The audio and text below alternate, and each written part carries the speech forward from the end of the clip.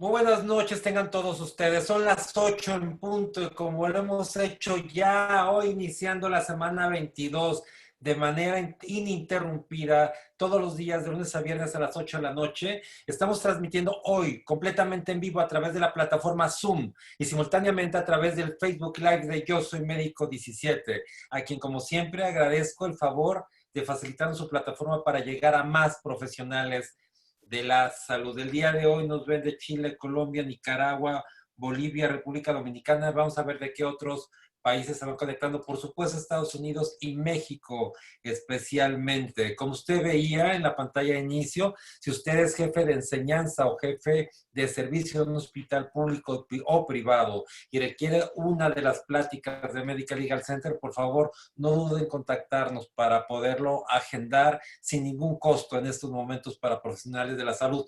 Con nuestra infraestructura, sin ningún costo, con mucho gusto lo ofrecemos para ustedes y para que su grupo médico, su hospital puedan tener ese tipo de sesiones completamente sin costo. En apoyo a la comunidad médica y de salud también hay pláticas para enfermería. Los hospitales privados es un tiempo públicos podrían aprovechar esto para adiestrar y capacitar a sus propios equipos médicos y de enfermería sin ningún costo. Solamente tiene que enviar un correo a atención.mlc@gmail.com. Atención sin acento arroba atención.mlc@gmail.com. Les recuerdo que todas nuestras pláticas están completamente disponibles para usted en YouTube. Entra a YouTube, teclea Medical Legal Center, están ordenados cronológicamente para que pueda volver a verlas, disfrutarlas y además compartir con otros profesionales de la salud. Les recuerdo, hoy es lunes y como todos los lunes, miércoles y viernes, Susana Hernández, sí, nuestra coach en materia de contención del estrés para profesionales de la salud, ha subido una cápsula para usted especialmente en el Facebook de Medical Legal Center. Entran a Facebook, te crean Medical Legal Center y está todos los lunes, miércoles y viernes Susana Hernández generando esta información de valor para ustedes sin ningún costo. Bueno, las pueden contactar con toda confianza en cualquier momento. Les recuerdo nuestro programa de esta semana. El día de mañana tendremos al rabino Marcelo Rigner. Él nos hablará de aprendiendo a decir adiós. En estos momentos, todos nosotros, de alguna u otra manera, tenemos un conocido, un amigo, un familiar, un compañero de trabajo que ha enfrentado una situación difícil por esta pandemia y quién mejor como él para poder daros un mensaje de aliento importante, de aceptación. Bueno, lo vamos a tener el día de mañana con nosotros. El miércoles, mucha gente me estuvo hablando con el tema de COFEPRIS, cuáles son las atribuciones de COFEPRIS, las verdaderas atribuciones de COFEPRIS y mi responsabilidad como profesional de la salud para el tema de publicidad de mi consultorio, de mi hospital. Bueno, aquí tenemos todo lo que tiene que saber. Lo tenemos con atribuciones de COFEPRIS para la publicidad de los profesionales de la salud en medios electrónicos y también en medios no electrónicos. Tendremos al licenciado Eduardo Becerra de Medical Legal Center. El jueves, desde Monterrey, el doctor Abelardo Elizondo nos hablará del paciente con neumonía crónica EPOC en la nueva normalidad. Y el viernes cerramos con la doctora Sandra López, que nos hablará del manejo integral de la fístula enterocutánea. Esos son nuestro programa de esta semana. También les recuerdo que tuvimos la semana pasada una plática que fue avalada por el Consejo Mexicano de Otorrinolaringología. Tenemos el día de mañana para que nos hagan llegar al correo atención.mlc@gmail.com quién es la persona que quiere esos puntos. Estos puntos son solamente para otorrinolaringólogos. Entonces, los que tuvieron esa plática de otorrino que dio el doctor Rodolfo de Monterrey, el Rodolfo Lugo, y que quieran estos puntos que da el consejo, tendrán que informarlo así a este correo. Nosotros verificamos que hayan asistido en su registro y el consejo les dará sus puntos para recertificación. Les recuerdo que inviten a más profesionales de la salud, ayúdenos si les llega, si lo ven la información en redes sociales, les llega por WhatsApp o por correo electrónico, ayúdenos a compartir para que cada día seamos más. Les recuerdo antes de presentar a nuestra invitada del día de hoy que nos ayuden a que todas sus preguntas las hagan solamente por el capítulo de preguntas y respuestas. Terminando el webinar me encuentro con extraordinarias preguntas, pero elaboradas por el capítulo de chat. El chat es para comentar cualquier tema que quieran, saludarnos, y el otro solamente para preguntas y respuestas. Y ahora sí me permito, si ustedes están de acuerdo, en presentarles a nuestra invitada del día de hoy. Ella es la doctora Gabriela Elaine Gutiérrez Uvalle. Ella es médico especialista en cirugía general por la UNAM. También egresada del Hospital General de México, la especialidad, maestra en ciencias médicas del ESM del Instituto Politécnico Nacional y profesor de pre y posgrado de la Universidad Nacional Autónoma de México. Es jefe del Servicio de Urgencias Médico-Quirúrgicas del Hospital General de México y adscrito a PQA del Hospital General de México. Entre el resumen de su extenso currículum, y ella nos hablará del manejo de las infecciones severas de abdomen. Doctora Gabriela, muy buenas noches y gracias por aceptar.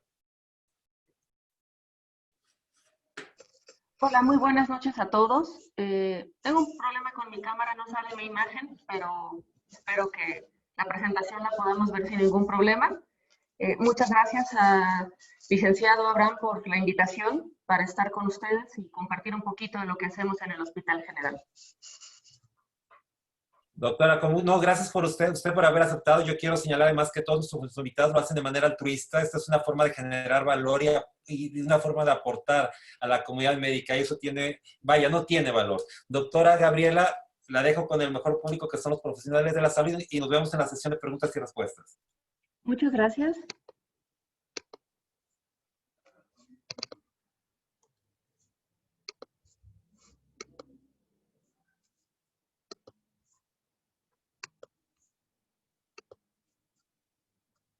Bueno, como ya hizo favor el licenciado Dávila de presentarme, soy la doctora Gabriela Elaine Gutiérrez, soy especialista en cirugía general y estoy adscrita a la Clínica de Patología Quirúrgica Aguda del Hospital General de México. En esta clínica lo que hacemos es resolver toda la patología aguda que llega al hospital por el servicio de urgencias. El día de hoy vamos a hablar del manejo de las infecciones severas del abdomen, que como todos sabemos, pues aparte de ser una patología muy frecuente, también conlleva grandes costos para las personas, para las instituciones. Bueno, es muy importante el manejo oportuno para brindar una mejor calidad de vida, una mejor posibilidad de salir adelante a nuestros pacientes. Bueno, el abdomen agudo infeccioso, pues es una causa muy común de cirugía de urgencias, digamos que es la primera causa en realidad. La peritonitis secundaria a alguna otra patología intraabdominal, como veremos un poco más adelante, es la causa más frecuente es una causa importante de tratamiento no relacionada a la en los servicios de urgencia. Aquí, por ejemplo, podemos ver la casuística del hospital de un año y con mucho podemos ver que la apendicitis aguda es la primera causa de abdomen agudo infeccioso, seguido por colecistitis aguda y algunas otras con menor frecuencia, perforación, necrosis, úlceras, etc. Ya comentamos, la causa más frecuente es la apendicitis aguda. Es prioritario realmente realizar un diagnóstico temprano y oportuno. Una apendicitis no complicada tiene una mortalidad menor del 3%, comparado con una sepsis abdominal secundaria apendicitis, que la mortalidad es arriba del 30%. En un estudio se reportó que en la mayoría parte de los hospitales, solamente un tercio de los apéndices que llegan son complicadas. En el hospital, probablemente por ser un hospital de referencia, tenemos prácticamente mitad y mitad, es decir, 49% de nuestros apéndices ya son complicadas y nos llegan debutando como sepsis abdominal o como oclusión o algunas otras presentaciones más graves. El abordaje diagnóstico pues debe ser como cualquier paciente con sepsis grave. Al momento en que lo estamos estudiando, de manera simultánea estamos haciendo la reanimación del paciente. Es importante ser agresivo en la reanimación, con soluciones, inclusive con apoyo aminérgico si es que el manejo hídrico es insuficiente. Se inician antibióticos empíricos, que el término de empírico no nos gusta mucho porque en realidad, si nosotros conocemos qué gérmenes son específicos en cada patología, pues nuestro manejo no es tan empírico, ¿no? Lo único es que no está guiado por un antibiograma, pero en realidad, pues no es algo que se nos ocurra nada más porque sí. Hay que realizar estudios de laboratorio e imagen de acuerdo a los recursos de cada hospital o de cada paciente, pero no debemos de retrasar el manejo por contar con un estudio de imagen. El laboratorio, pues los estudios básicos, ¿no? Biometría hemática, tiempos de coagulación, procalcitonina, PCR, la química básica, examen general de orina, si es mujer en edad fértil, una prueba de embarazo. Las radiografías simples de abdomen y tórax, ese es un recurso que se cuenta prácticamente en casi cualquier hospital y si bien no son patognomónicas los hallazgos de alguna cosa en específico, sí nos pueden orientar mucho en ciertas patologías.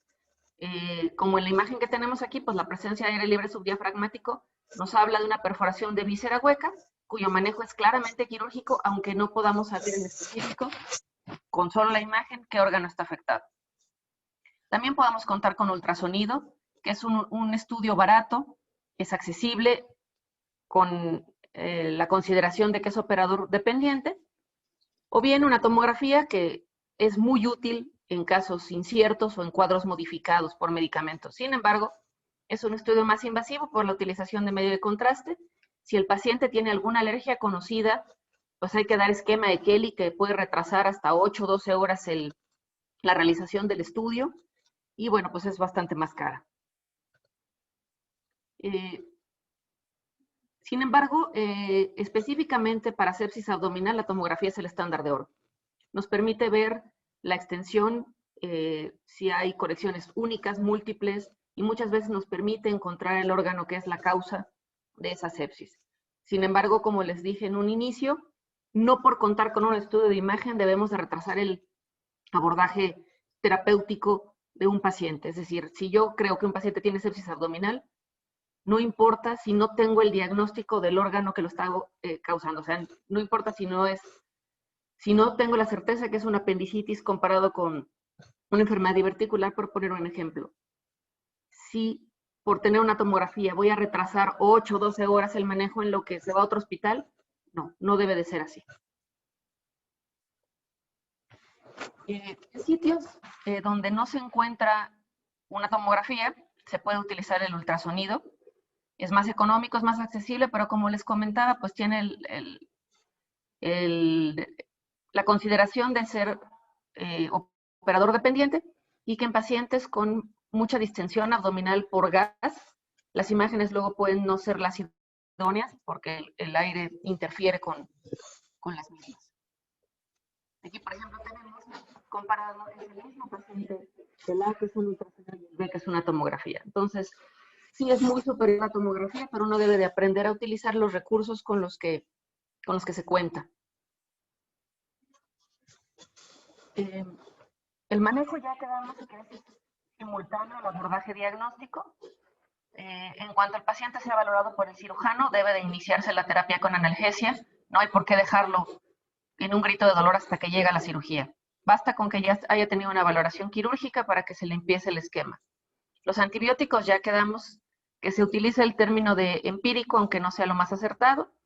Soluciones, aminas si es necesario. Evidentemente son pacientes que hay que invadirlos, deben de tener muchas veces, y sobre todo si están chocados, un catéter venoso central, una sonda urinaria, deben de estar monitorizados permanentemente. La utilización de una sonda nasogástrica pues dependerá de cada caso en específico, pero deben de ser pacientes que deben de estar muy bien cuidados. Y el manejo quirúrgico evidentemente va a depender de cada caso en específico. Aquí no vamos a hablar de todos los que hay porque dependería del órgano principal que esté afectado. Sin embargo, dentro del manejo quirúrgico tenemos varias opciones. Por ejemplo, la mínima invasión, que puede ser un drenaje con un catéter percutáneo en los hospitales donde se cuenta con radiología intervencionista. Por ejemplo, si tenemos un paciente muy grave, que someterlo en ese momento a una cirugía agravaría más su estado, se le puede colocar el catéter, drenar el absceso, continuar con el manejo médico y en cuanto a las condiciones del paciente mejoren, ya someterlo a un procedimiento quirúrgico. También puede ¿Nos ser... ayudaría a hacer amplia la pantalla, por favor, de presentación? Ya le interrumpí, discúlpame. También puede ser abordaje laparoscópico, siempre y cuando se tenga experiencia en el uso de la laparoscopía. No es suficiente nada más operar vesículas laparoscópicas como para poder resolver toda la gama de patologías que se pueden presentar, como la realización de una colectomía o algo más avanzado. O bien, pues el abordaje abierto, que es el clásico, digámoslo así. Aquí en realidad es ofrecerle lo que sea mejor para el paciente y lo que nosotros tengamos la capacidad de poder realizar de manera segura.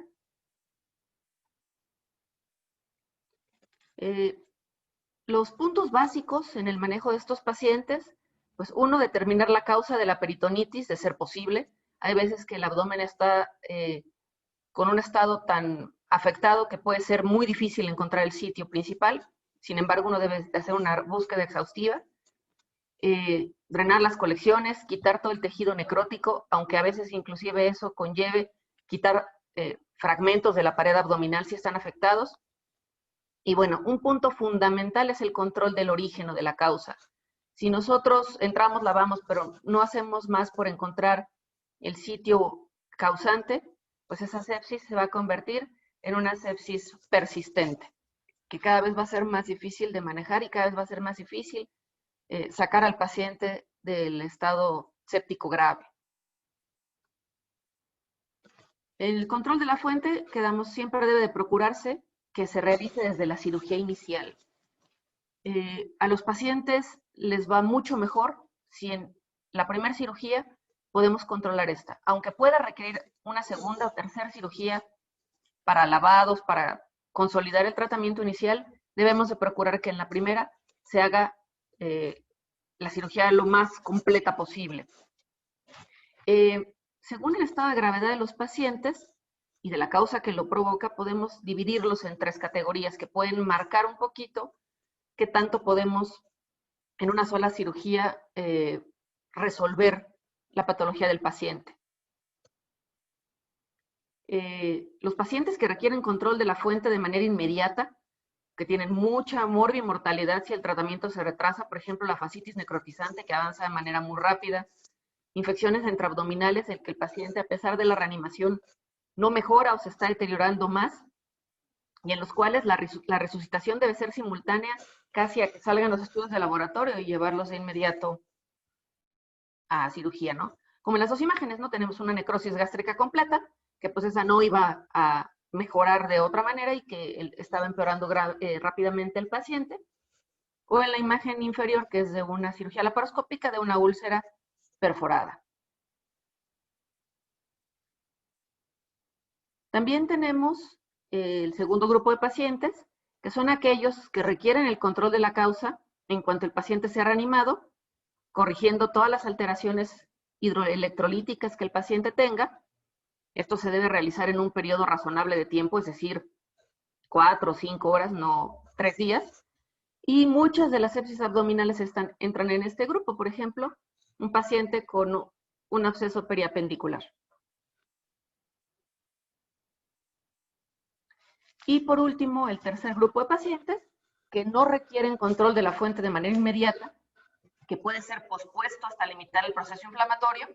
Por ejemplo, pacientes con necrosis pancreática o un paciente con un absceso, una enfermedad diverticular complicada con un absceso localizado, que se puede inclusive drenar con un catéter percutáneo y en un momento posterior hacer una cirugía ya más definitiva.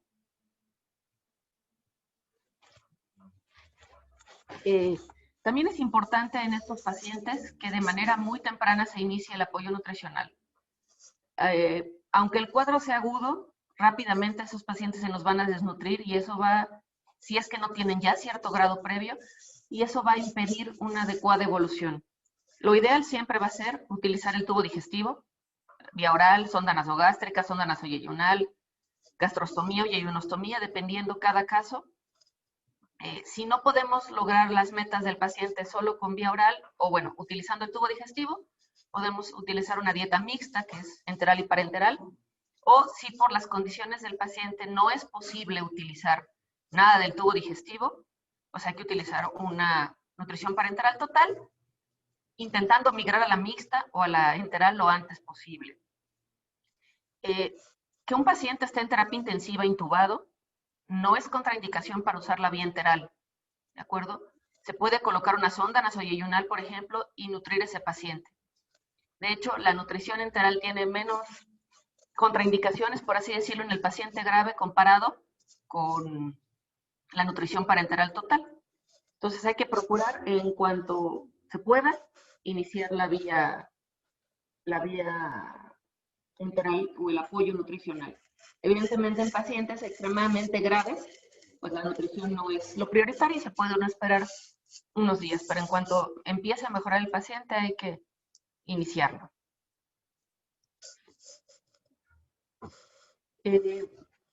Aquí, por ejemplo, bueno, tenemos un paciente con necrosis intestinal muy importante secundaria de una hernia interna que requirió manejo temprano con resección y anastomosis y que en cuanto se pueda ese paciente debemos, como él tenía integridad del tubo digestivo, nos esperamos solamente un par de días para verificar que esa anastomosis no fugara y se le inició la vía oral. Bueno, en el paciente séptico, en muchas ocasiones vamos a requerir más de un procedimiento quirúrgico para completar el tratamiento.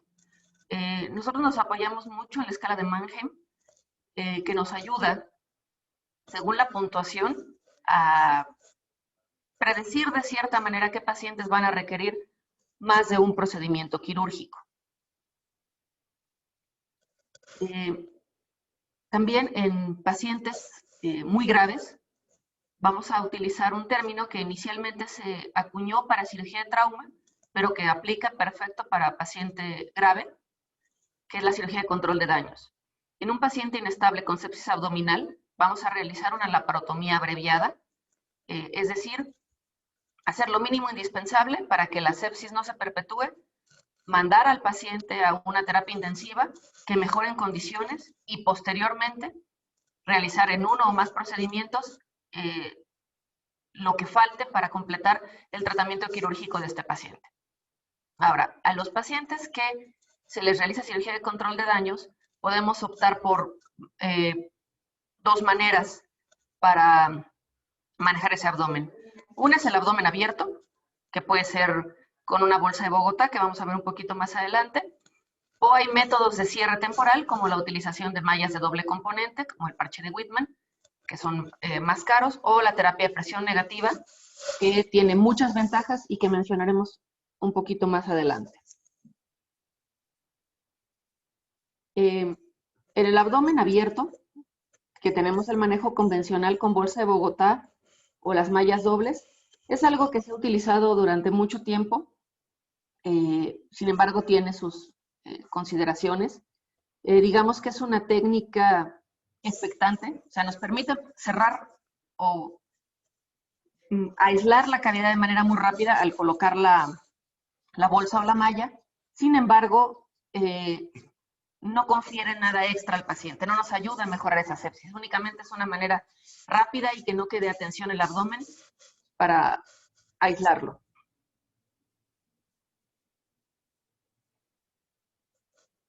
O bien, la terapia de presión negativa, que ha venido a ser un parteaguas en el manejo de la sepsis, no solo abdominal, sino también de tejidos blandos. Más adelante les mencionaré las diferencias de los dos más utilizadas, que es bolsa de Bogotá y terapia de presión negativa.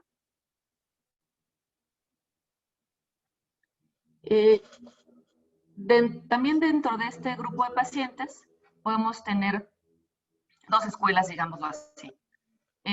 No hay evidencia suficiente para que una se alce sobre otra técnica. Mucho es de las condiciones en las que se encuentre el hospital donde está el paciente. Podemos realizar laparotomías a demandas en las cuales nosotros vamos a decidir el momento de la segunda o tercera o cirugía subsecuente, dependiendo de las condiciones del paciente. Esto quiere decir si está taquicárdico, si sube la cuenta leucocitaria o si por el contrario baja mucho, si la procalcitonina o la PCR se elevan.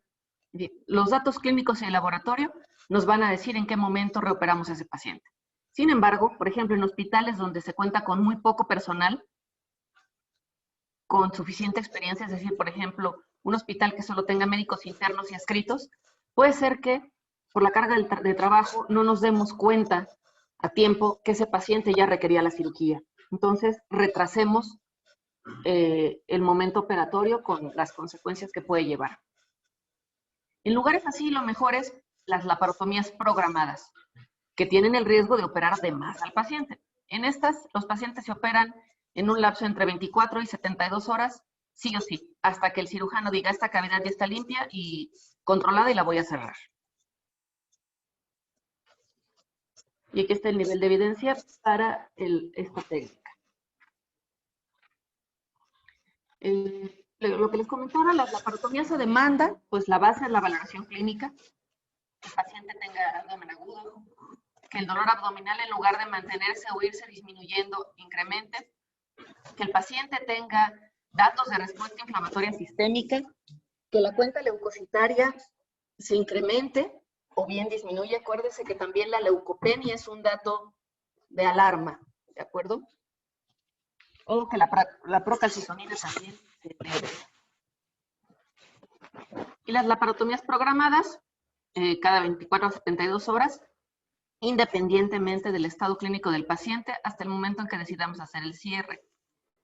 Todos los pacientes manejados con bolsa de Bogotá y con terapia de presión negativa caen en este grupo, ya que en el caso de la terapia no se puede dejar la esponja más de 3 a 4 días, y en el caso de la bolsa de Bogotá, pues esta tiende a acumular fluidos, entonces tenemos que meterlos a lavados, al menos hasta que podamos hacer un cierre definitivo. Esta es una imagen de una paciente con bolsa de Bogotá. Como podemos observar, pues sí, nos aísla los intestinos del medio ambiente, sin embargo acumula líquido, se forman natas, aún con la bolsa se puede fistulizar el paciente, y digamos que es un método muy barato y muy rápido, pero no es muy idóneo, ¿de acuerdo? Y fijo a la piel, y si lo dejamos más de 24 a 48 horas, muy probablemente cuando querramos hacer el cierre de esa pared, pues tenga que ser solo piel, o se requiera una malla de doble componente que son muy caras, porque la aponeurosis va a estar muy retraída. Lo ideal, pues, la terapia de presión negativa. Esta es una técnica dinámica, por así decirlo. La presión negativa que se ejerce nos permite hacer un mejor manejo de los fluidos que se producen en la cavidad, disminuye la cuenta bacteriana, aumenta la neovascularización, aumenta el crecimiento celular, permite mantener el abdomen separado del medio ambiente, disminuye el riesgo de infecciones, bien colocada, disminuye mucho el riesgo de fístulas, y si lo acompañamos con una malla, puede ser que inclusive al final podamos cerrar al paciente sin mayor problema, aunque haya tenido varios cambios de esta terapia.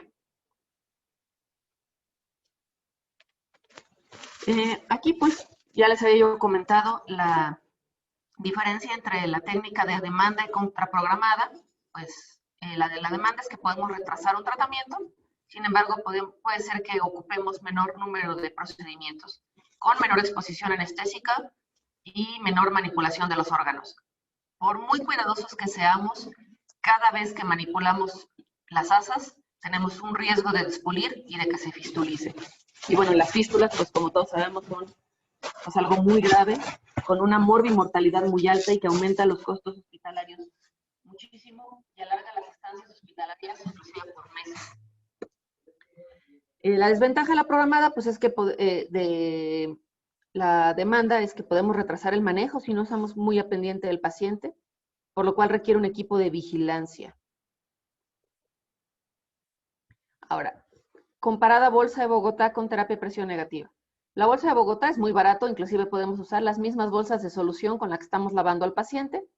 Es muy fácil de colocar, no requiere equipos especiales ni vigilancia especial. Sin embargo, no estabiliza el abdomen, no controla la infección, no favorece que haya un mejor crecimiento celular, favorece fístulas y es un mayor impacto psicológico. Que al paciente cuando la enfermera le va a cambiar las gasas se vea los intestinos ahí, pues es algo bastante impactante para él y para la familia. La terapia de presión negativa, por otro lado, las ventajas: estabiliza el abdomen, hace una interfaz adecuada con el medio ambiente, disminuye carga bacteriana, mejora crecimiento celular, es más cómodo para el paciente, inclusive puede deambular con él, tiene menos dolor, es mucho más versátil, inclusive se puede utilizar en heridas mixtas. Ahorita les voy a enseñar una foto de un paciente con una herida mixta. Disminuye el número de curaciones, sobre todo si están involucrados tejidos blandos. En lugar de que lo estemos lavando ahí en cama con el dolor que esto conlleva 3 veces al día, pues se cambia en quirófano cada 3, 4 días. La desventaja es que es caro si lo comparamos solo. Si yo solo veo cuánto cuesta la terapia de presión negativa, es caro. Si la comparo dentro de una cuenta hospitalaria completa, es más barato, porque disminuye tiempo de estancia, complicaciones. Entonces, al final, pues puede ser más rentable. Sin embargo, eso es un poco difícil que los administradores de los hospitales lo acepten. Otra desventaja: requiere capacitación y experiencia en colocarlo, y no está disponible en muchos lugares, ¿no? Por lo que damos de los costos.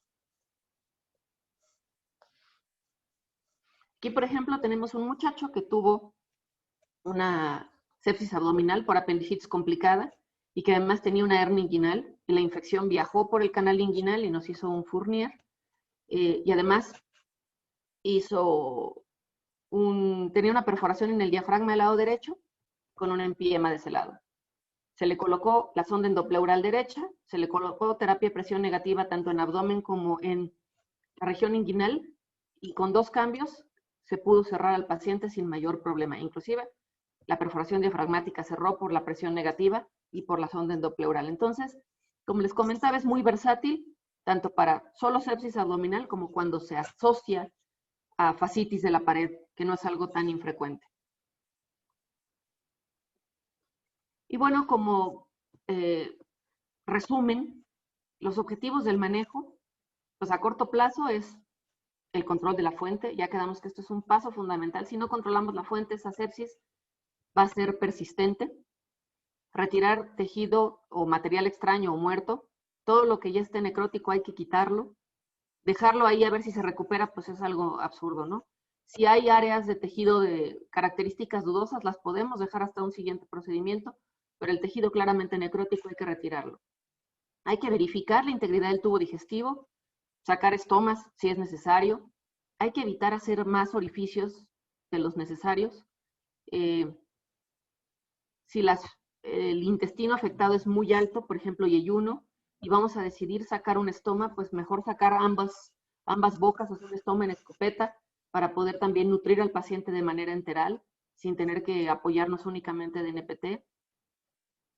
Adecuada nutrición, como ya comentamos previamente, y preparar el cierre. Es importante, si se puede, desde la primera cirugía intentar cuidar esa aponeurosis para que no se nos retraiga y dejemos pacientes eventrados. Si es posible, con terapia de presión negativa y una malla, ideal. Y bueno, a mediano y largo plazo, pues consolidar un cierre exitoso de la pared, que si lo previmos desde la primera cirugía va a ser mucho más sencillo. Restituir el tubo digestivo, si tuvimos que hacer un estoma, pues restituirlo lo más tempranamente posible, siempre y cuando sea de una manera segura, y pues hay que evitar las secuelas en la medida de lo posible. Si yo le saco 5 o 6 estomas de diferentes niveles al paciente y dejo que se haga una eventuación gigante, pues evidentemente esos pacientes, la recuperación va a ser muy larga y con la posibilidad de muchas complicaciones serias. Y bueno, no sé hasta aquí si tengan alguna pregunta. Doctora, muchísimas gracias. Pues yo creo que ya tenemos aquí varias preguntas. ¿Qué le parece? ¿Empezamos? Empezamos. Excelente, doctora Gabriela. Nos dice el doctor Pineda, El doctor dice, Enrique, el doctor Mainero, los estudios de imagen no deben de retrasar el manejo, pero la realidad es de que en apendicitis, sobre todo a nivel privado, no se toma la decisión de cirugía si no la tiene. ¿Usted qué opina? Yo sé que a nivel privado, sobre todo si leemos también literatura estadounidense y también por los seguros de gastos médicos, nos vemos obligados a tener una tomografía. Ahora, eh, la intención de no retrasar el manejo, yo creo que eso aplicaría más a hospitales públicos. En un hospital privado, si yo solicito una tomografía en este momento, lo más probable es que en menos de una hora la tenga. A diferencia de hospitales públicos que si están llenos o no hay tomógrafo o ya se descompuso, ahí sí no sería válido retrasar el manejo. Excelente. Yo, yo Sí. como egresada de un hospital que usted debe conocer porque supongo que es familiar del doctor Mainero, eh, estamos muy acostumbrados a la clínica y a darle más importancia a la clínica que a un estudio de imagen. Pero entiendo también que a veces, luego, por ejemplo, con los seguros, pues tengo que tener un estudio de imagen para, eh, pues, no reforzar el diagnóstico, sino justificar ante ellos la realización del procedimiento. Excelente la respuesta para el doctor Mainero. Lourdes Urioste dice, los pacientes posoperados de apendicitis y con COVID intubados, ¿cómo se alimentarían? Y no tiene ninguna otra contraindicación, por ejemplo, que hayan hecho alguna trombosis o algo, que nosotros ya vimos un par de pacientes con trombosis mesentérica asociada a COVID. Si el paciente está intubado, se le puede colocar una sonda nasoyeyunal y nutrirlo con alguna dieta polimérica. Si está muy inestable, pues evidentemente ni la NPT ni la dieta enteral, ¿no? Excelente. El doctor Kim, en un paciente obeso mórbido con un cuadro de invaginación intestinal, ¿es mejor la TAC que el ultrasonido? Definitivamente la tomografía. En un paciente muy obeso, el ultrasonido no va a alcanzar a ver nada. Excelente. El doctor Mainero lo felicita por la presentación. El doctor Humberto Arenas, a quien envío un saludo y un abrazo. ¿Cuál es su mortalidad en infección intraabdominal severa? Eh, Aproximadamente del 20%. Excelente. El doctor Ulloa dice, paciente con síndrome de abdomen agudo y con COVID, que requiere la intervención quirúrgica inmediata. ¿Es tan riesgosa tanto para el paciente como para el cirujano? ¿Debe realizarse? Sí, debe de realizarse. Sin embargo, al menos así lo manejamos en el hospital en este tiempo de la pandemia.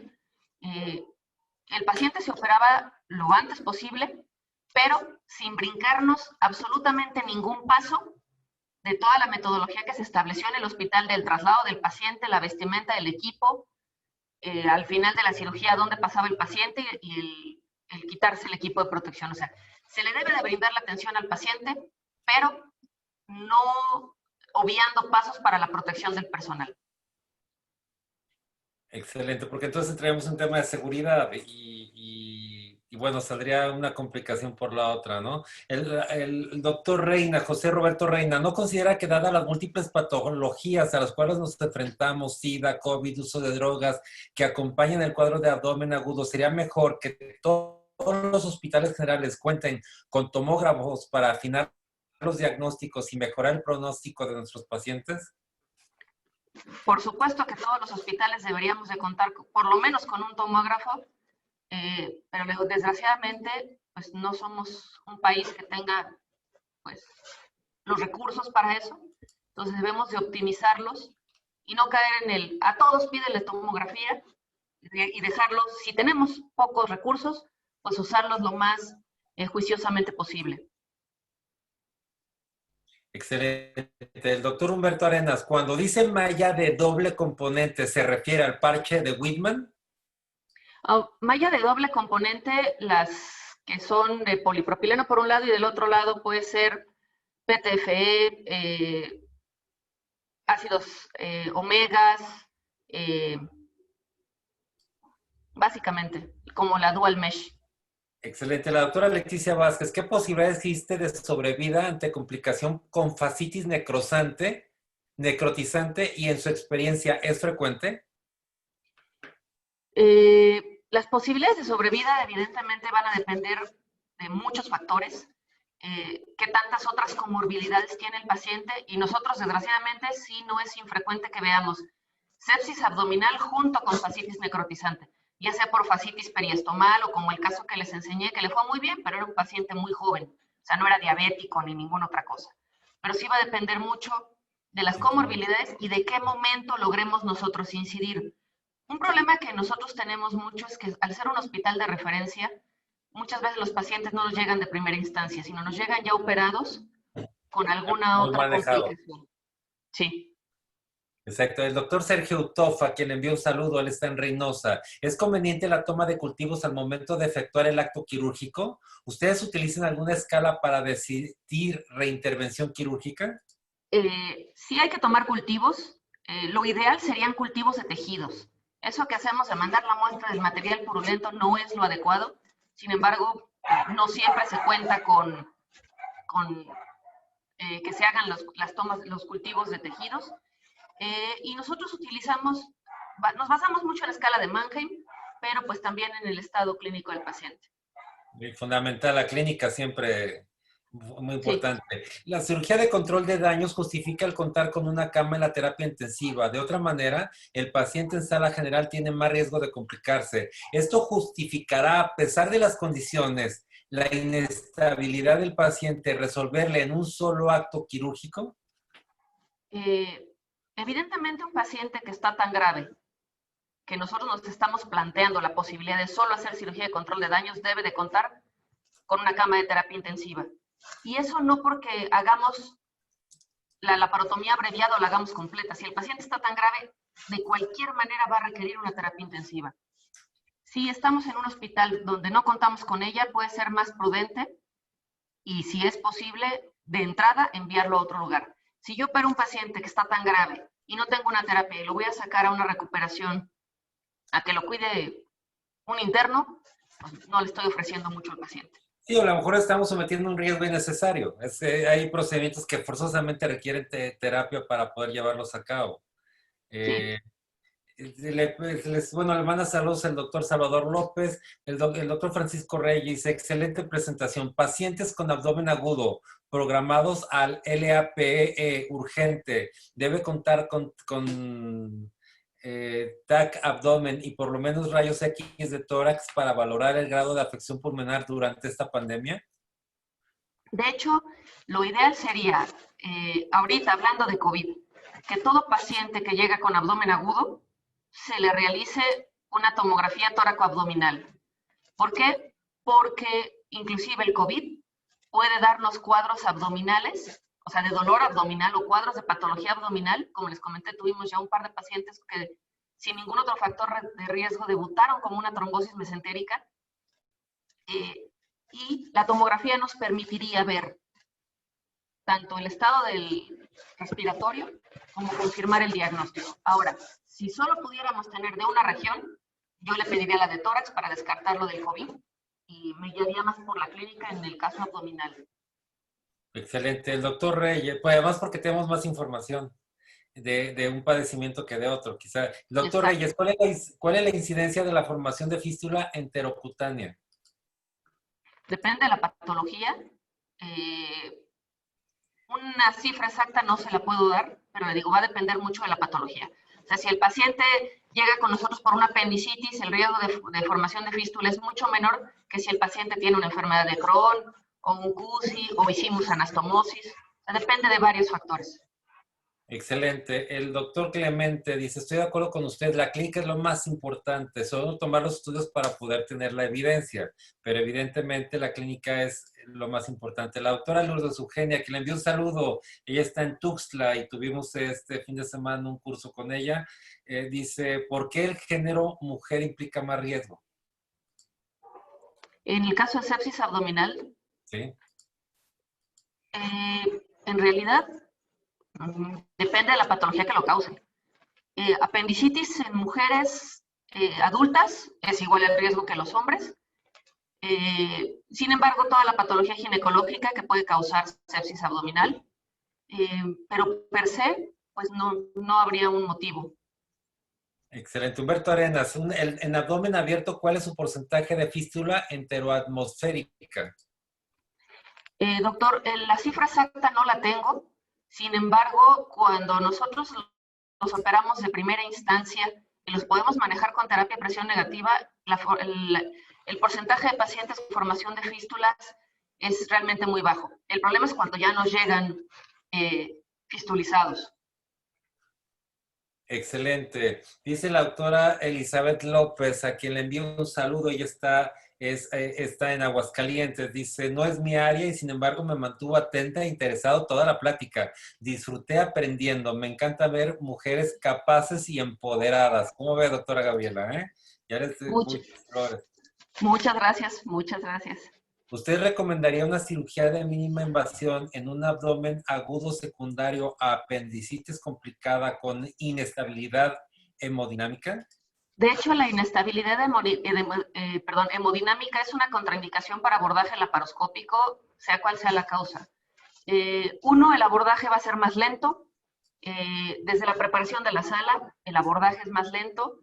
Y la realización del neumoperitoneo puede inestabilizar más al paciente. Entonces, si el paciente está inestable, lo mejor es hacer una cirugía abierta.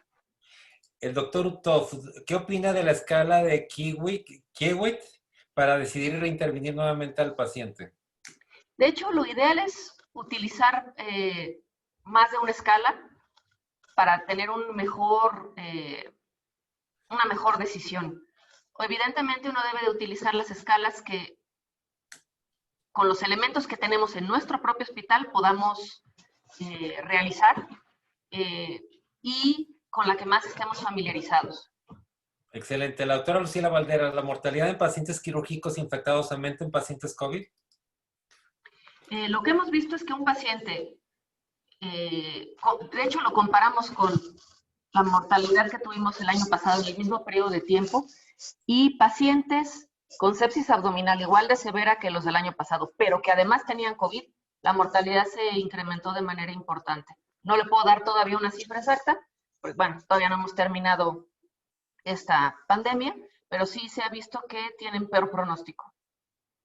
A ver, hay dos preguntas que son antónimas. A ver, una que es el doctor Francisco Reyes y la del doctor José Roberto Reina. El doctor Reyes dice que aplaudo que continúe con la escuela donde la clínica no ha sido reemplazada por los exámenes de gabinete, solo se tornan un complemento a la misma.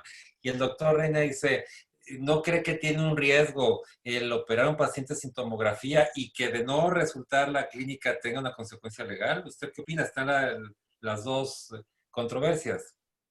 De hecho,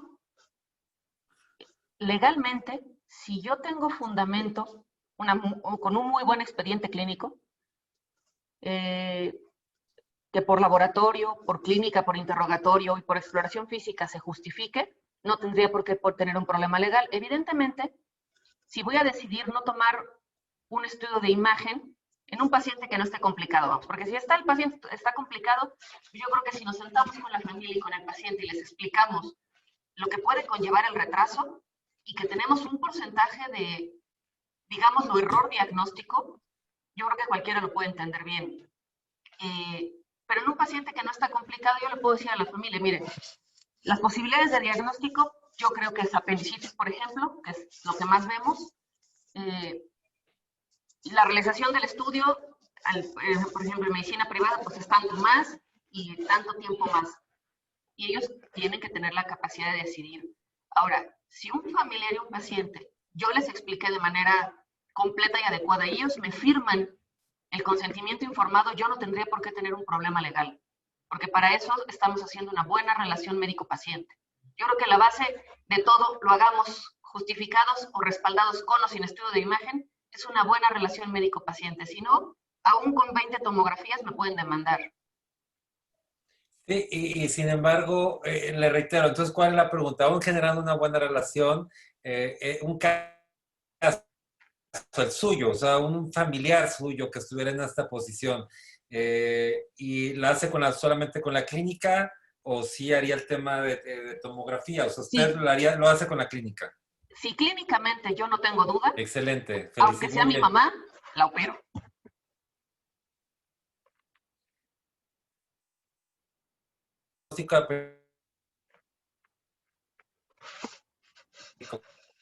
No la escucho. Dice el doctor Obed Suárez, actualmente todo ingresado, una tele de tórax de rutina y una buena amnanesis. De hecho, ahorita todo paciente debe de tener por lo menos una tele de tórax eh, para ver o para intentar descartar que tenga COVID. El problema pues son los asintomáticos que pues pueden tener una tele de tórax normal, pero sí, todo paciente debe tener por lo menos una tele de tórax. Y hay hospitales, por ejemplo, privados que mínimo deben de tener una PCR junto con la tele de tórax. Doctor Chaires de Durango, coincido, la clínica debe gobernar el criterio de la cirugía sobre los estudios de imagen, sobre todo en un paciente grave. Bueno, este comentario del doctor Reina, que también muy bueno, muy buena plática. La doctora Cecilia Ramos Torres le envía saludos. La doctora Elena López Gavitos tiene toda la razón, diagnóstico clínico. Quiero comentarles, tengo un mensaje también del doctor Vigilio Gómez. Hicimos un curso también en San Luis Potosí, todo un día, 4 horas incluso varios días de varias horas, y nos da las gracias del Colegio Potosino de Medicina Familiar, caracterizándose podrán interés y preguntas hechas por los socios invitados. Esperamos contar con su apoyo en reuniones futuras. No, al contrario, doctor Vigilio, muchísimas gracias. Doctora Gabriela, denos el mensaje final para la comunidad médica, por favor. ¿Cuál es su mensaje en estos momentos? Adelante. Primero, bueno, muchas gracias por la invitación. Y bueno, La escuchamos lejos, doctora. A ver. ¿me escuchan mejor? A ver, la escuchamos, doctora. Adelante. Bueno, primero, pues muchas gracias por la invitación. Agradezco a todos sus comentarios y sus preguntas. Y bueno, pues yo creo que algo importante es que si bien cada vez contamos con más recursos y con más apoyos diagnósticos, pues no olvidemos lo más importante, que pues ya lo mencionamos varias veces, la clínica, una buena comunicación con los pacientes y con los familiares, eso nos puede ahorrar muchos problemas, y si bien no debemos de hacer una medicina defensiva, si nosotros tenemos una buena relación y un expediente impecable, pues las posibilidades de tener mayores problemas se disminuyen. Y pues nuevamente muchas gracias. Doctor, muchas gracias. El doctor Francisco Hernández desde Facebook afirma, hace un comentario y dice, debemos de conocer la normatividad vigente y correspondiente. La ley no sabe de medicina, solamente si se apegó o no a normatividad. Y quien aplica, en este caso la ley, no es un médico. Muy buen comentario también. Doctora Gabriela, muy agradecido con usted. Reitero el favor, que lástima que no la pudimos ver, pero bueno, la plática que nos dejó grandes conocimientos y sobre todo su aportación a la comunidad médica en estos momentos de pandemia. Muchísimas gracias, doctora. Yo quiero agradecer nuevamente a todos por haberse conectado, recordarles nuestro programa de esta semana. Mañana el rabino Marcelo Rigner, Aprende a decir adiós. Todos hemos pasado en estos momentos, hemos conocido a un amigo, un familiar, un compañero de trabajo, de la escuela, que ha sufrido una situación complicada a raíz de esto. Y nadie mejor que el rabino Marcelo Rigmo para hablarnos de nuestra actitud al respecto. El tema espiritual, no se lo pierdan, por favor, el día de mañana. El miércoles, todo lo que necesitaba saber de COFEPRIS relacionado con la publicidad de los profesionales de la salud, principalmente en medios electrónicos. Aquí vamos a tener todo lo que quiera saber, todas las dudas, con Eduardo Becerra de Medical Legal Center. El jueves desde Monterrey, el doctor Abelardo Elizondo, el paciente con neumonía crónica en la nueva normalidad. Y el viernes cerramos con la doctora Sandra López, manejo integral de la fístula enterocutánea. Toda la siguiente semana hablaremos de tecnologías en salud y como siempre, por último, le recuerdo a todos aquellos que la semana pasada estuvieron en la sesión del doctor Rodolfo Lugo, que es otorrinolaringólogo, y que la sesión fue avalada por el Consejo Mexicano de Otorrinolaringología para generar puntos para la recertificación.